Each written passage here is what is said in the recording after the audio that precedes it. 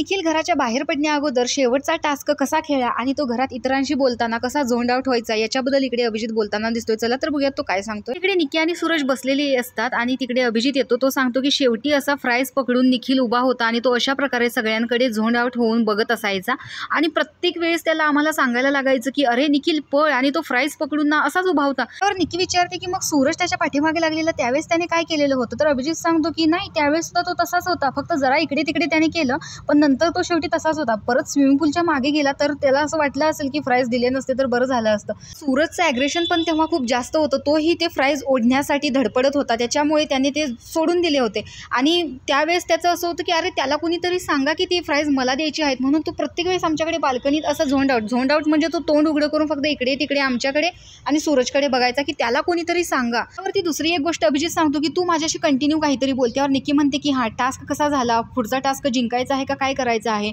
हे सगळं ती पटपट बोलून जाते। आणि तेवढ्यात अभिजित म्हणतो असं करतो। त्यावर निकी म्हणते की हा का, तो असं करायचा का। त्यावर अंकिता सांगते हो तो तसंच करायचा, त्याचं लक्षच नसायचं, तो कम्प्लिटली झोंड आउट व्हायचा।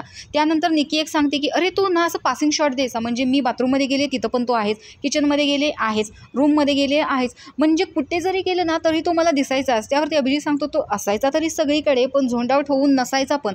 घाबरला रे बिचारा, बिथरला होता, पण चांगला होता तो पोरगा, माणूस म्हणून खूप चांगला आहे, असं निकीचं मत असतं। तर अशा प्रकारे निखिलचा घरातला एकंदरीत वावर होता, त्याच्याबद्दल इकडे सगळ्यांनी हास्यास्पद चर्चा चाललेली आहे। अभिजितने अगदी हुबेहूब निखिलची नक्कल करून दाखवलेली आहे। तर तुम्हालाही वाटतं का की निखिल फक्त पासिंग शॉट देत होता? हे तुमचं उत्तर कमेंट बॉक्समध्ये नक्की सांगा। अशाच व्हिडिओसाठी आपल्या चॅनलला सबस्क्राईब करा। तोपर्यंत बाय।